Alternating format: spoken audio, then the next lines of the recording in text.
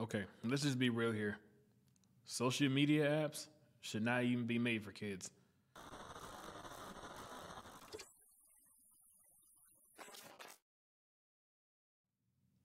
Welcome to Unifier TV, where truth has no fear.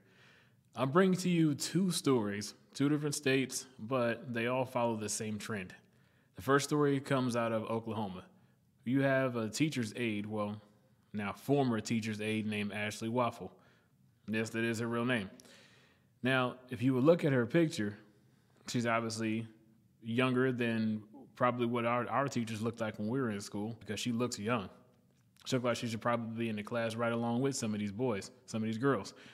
So she was a former teacher's aide, was apparently only working for the school district for about 2 months, or the two months before she had a sexual relationship with a 16-year-old student.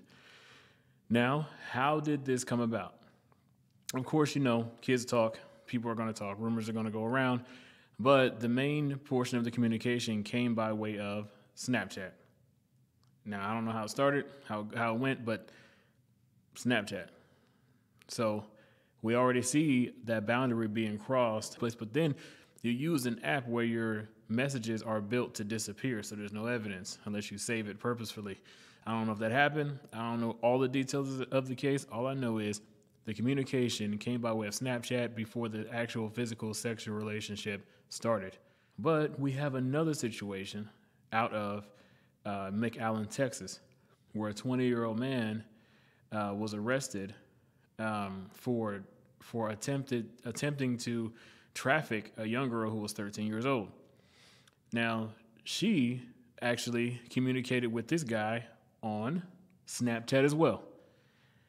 He met her on Snapchat. So it wasn't like the other situation with the teacher in Oklahoma.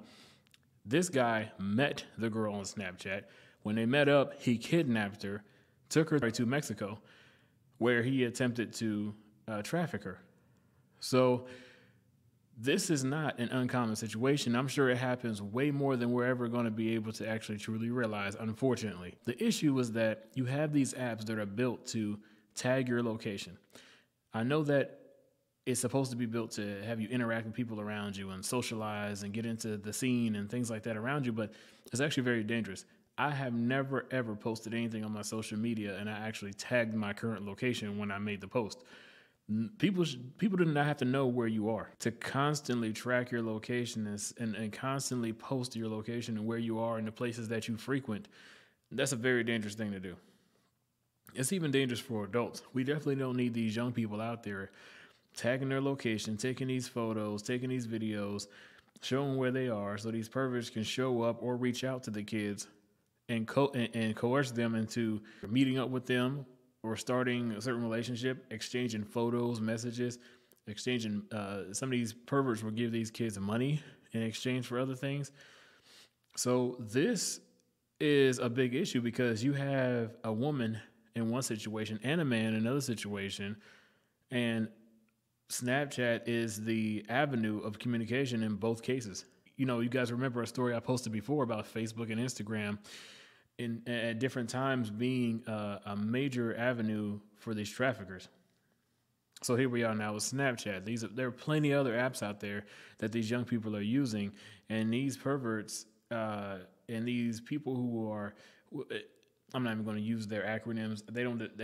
Anyway, these people who are attracted to young people, they feast on opportunities to get someone younger. Hormones, rage, and these children are developing at a faster rate than ever. Me personally, I believe that is actually on purpose.